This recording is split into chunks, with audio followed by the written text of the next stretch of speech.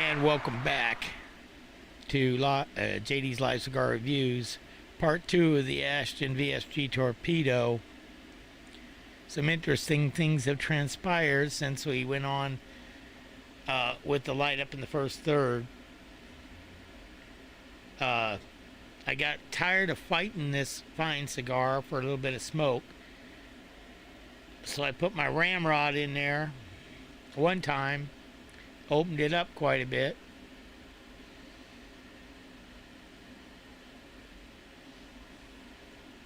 but then a very odd thing happened. The flavor changed completely from sweet to savory.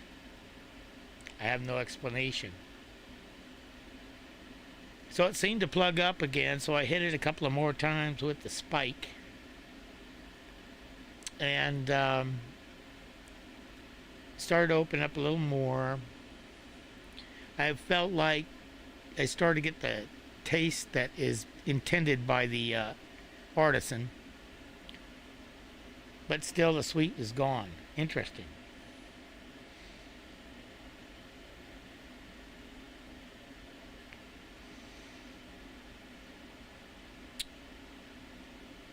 Now I detect more of that earth, that leather that they're talking about. Let's see if I can clear this crap up a little bit here.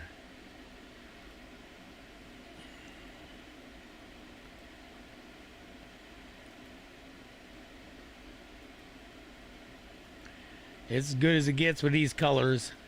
Oh well, I'm not real sophisticated in my video. Hopefully my audio's half decent. Anyway, a very fine premium cigar.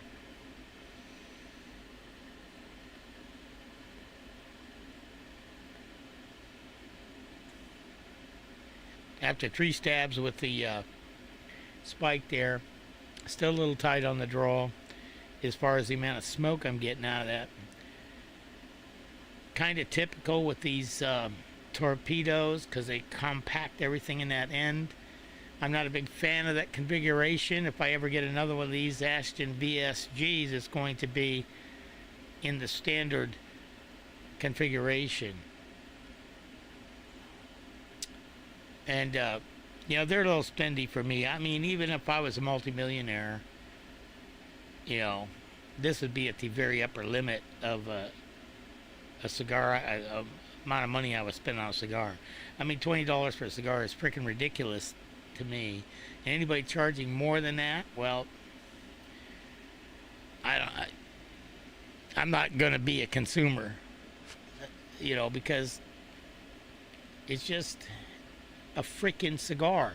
Now, cigars are really cool, don't get me wrong, but you get her up around 20 bucks, I start getting one of them kind of headaches that the only way to cure it is not spend the money.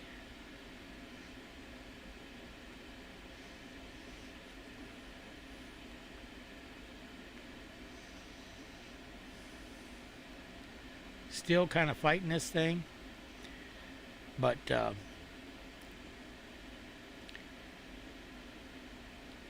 nice cigar.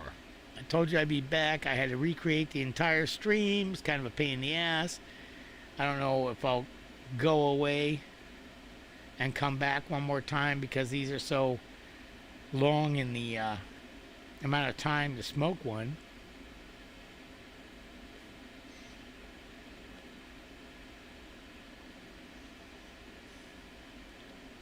And once again, if you're just joining me back, when I said I enjoy sweet rather than savory in cigars, when I poke this thing with my tool to try to get a little better draw, the sweet went away and the savory came. Couldn't believe that. Now it's sort of halfway in between. Definitely a great cigar. It's a bit of an uneven burn, but not bad. I haven't had to touch it up.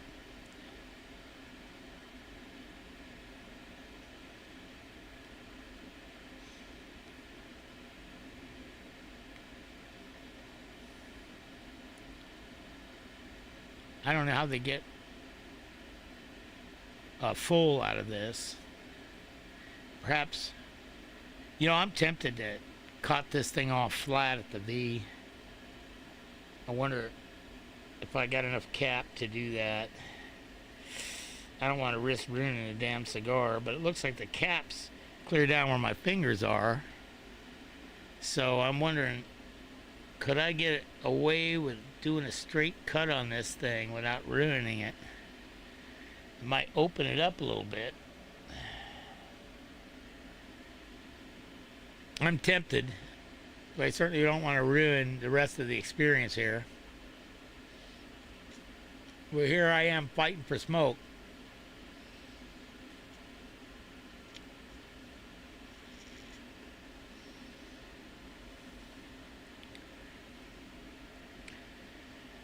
Yeah, I'm not sure that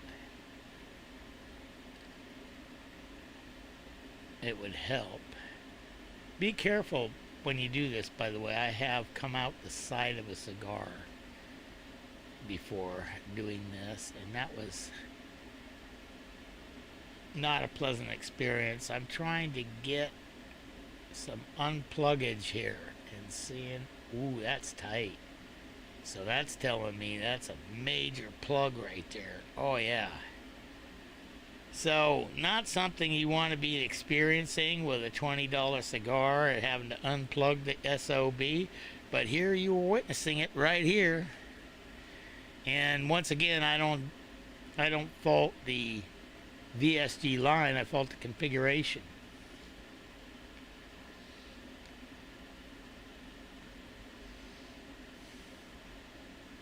Has a little opener, more open, but still. I prefer a cigar I don't have to fight.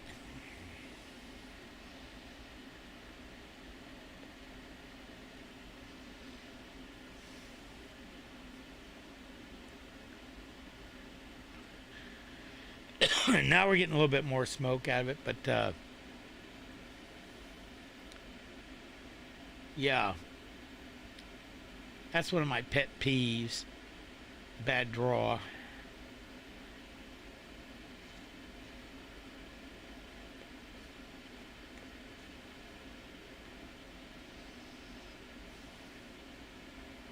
See, there you go with 3 pre-puffs. And still only a moderate amount of smoke out of this thing. We're pairing this Ashton VSG, which is a fine tasting cigar if you can get any smoke out of it, with Martinelli sparkling apple cider, of course. So,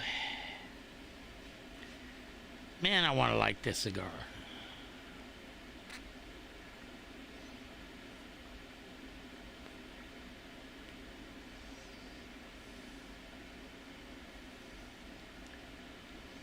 Fine notes, which are changing throughout the experience. I went from sweet to savory to somewhere in between. Very strange. I somehow have this feeling that if I had the regular configuration, I forget the technical name for it in the cigar world, you guys can throw it in the chat. One that's not a torpedo, you know, just a regular cigar. I think this would be one of my favorites, because if I'm right about why I'm having draw problems, being the torpedo configuration, if I'm right about that, then I believe the Ashton VSG is a fine artisan creation in the cigar world. But this particular one is giving me hell.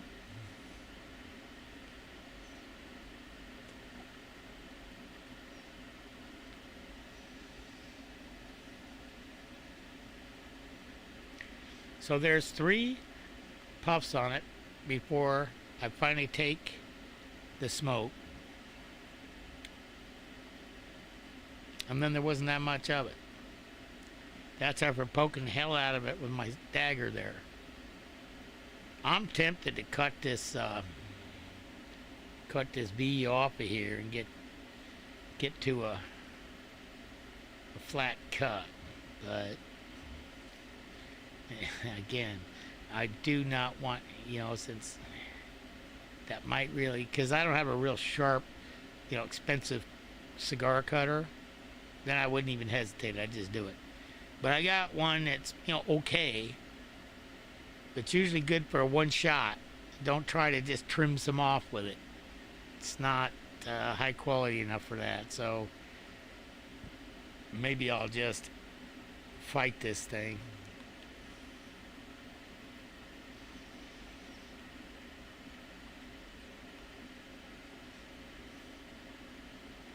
Now this kind of draw might be great for somebody who doesn't want a lot of cigar smoke out of each puff. They just want to act cool and smoke a cigar, and they don't really enjoy their cigars to the degree that you and I do.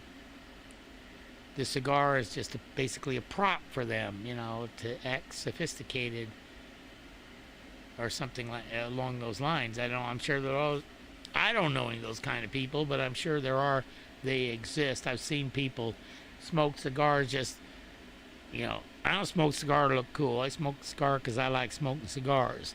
And if you're like me, you know just exactly what I'm talking about. These people that are pretentious about it. Oh, you might have seen my shirt. Just to let you know, so are you. No matter which side you're on. If you're on one side, they want to keep you there, and if you're on the other side, they want to make sure that if you catch any traction, they're going to cancel your ass. And that's the way life is these days, right?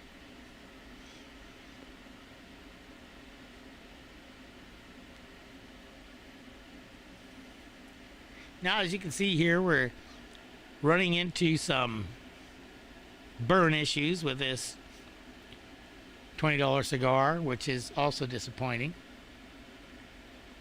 I would say I'm on the verge of trying to do something about that. Let's see if we can correct it.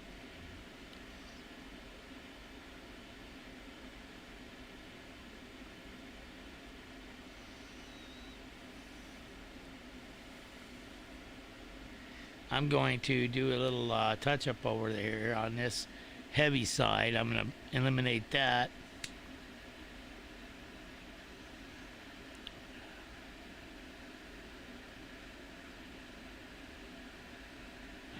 I bet Ashton is glad they're not paying me to do this review, because so far it's not worked out so good. So we eliminated the big side burn issue, but we still have this canoe tendency happening over here. So let me see if I can position the next draw to get rid of that.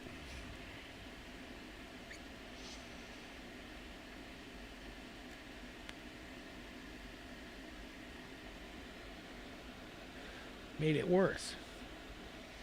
So I'm going to do something very gross. I'm going to give it a little. I'm going to tamp it out a little bit on that canoe. And that canoe tip. Not really impressed. Now, I did measure the humidity of this particular stick before lighting it up. And it's right about in the range that I like them. I like them 62 to 67% humidity. This one was at 63.8, I believe. Which, I don't know how accurate my meter is. I just know the range I like to smoke my cigars in, that I get the best burn, I get the best flavor, production, all that kind of stuff, between 63 and 68. It said 63.8. So I assumed, hey, I'm going to fire this thing up.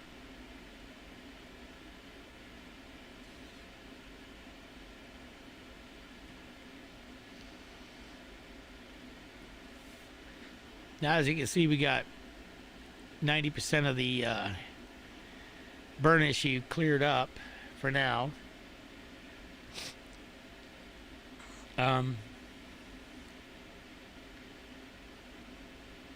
I've been so busy with cigar maintenance, kind of forgot to comment on how it's tasting.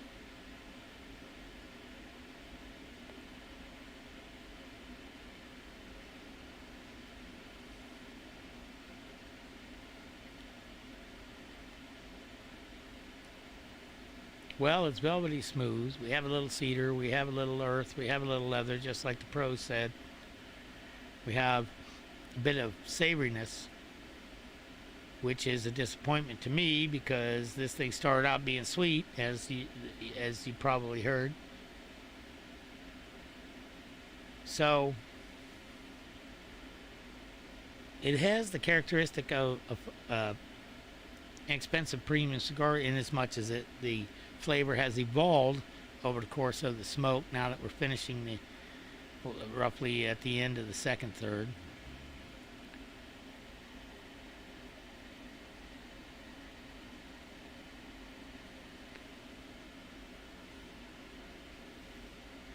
You guys let me know in the comments whether you want me to shut down or do you want me to keep going through the smoke, because it's a pain in the ass to reset my studio up each time. I haven't figured out how to pause it, as I was talking about before. Well, another characteristic I've run into on these premium cigars is that a real good one that starts to go wayward on a burn will allow you to correct the burn with a touch-up, which is the case with this cigar pretty much, except I got this weirdness bulge out here where that canoe was happening. Let's see what happens with that as we progress.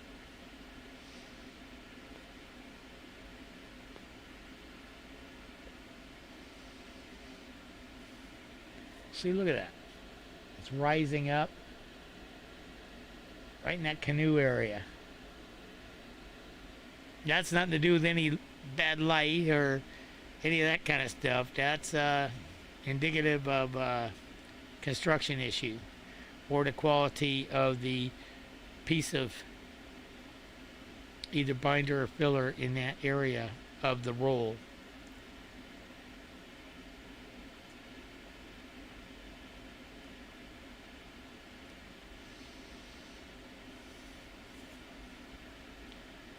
As I told you in part one, to me there's four parts of the cigar: the first third, the second third, and the fourth third. I like to jokingly call it, because I will typically smoke a cigar, if it's a good one, all the way down to where I can't smoke anymore, even with a pick. And the reason I do that is because I find that after the last of the last third, many cigars, the best part of the cigar is after most people would put the thing down. That's just me, though. So therefore, I have a fourth third. And being a torpedo, that'll be an interesting attempt. You know, still got that roiling up of the wrapper happening.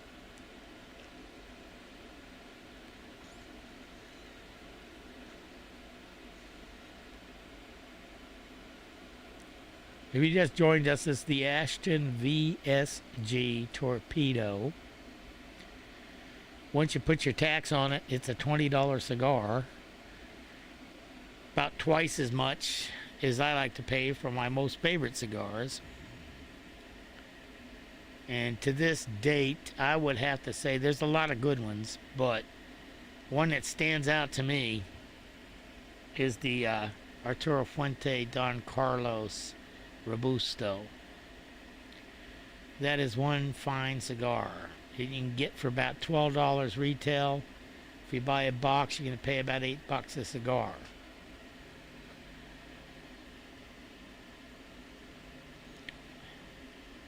So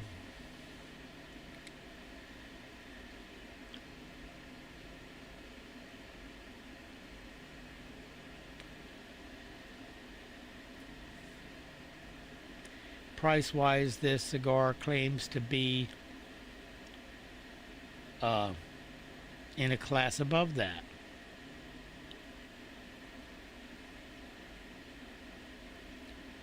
I think that I have a different opinion based upon this single cigar experience. So I think here's what we're going to do.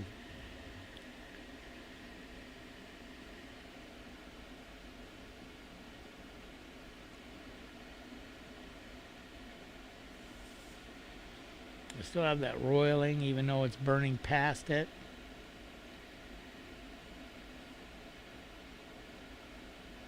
I think we're going to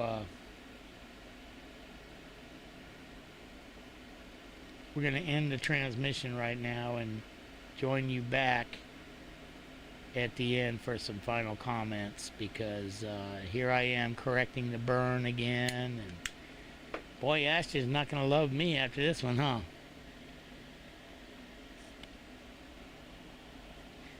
We'll see you after a bit.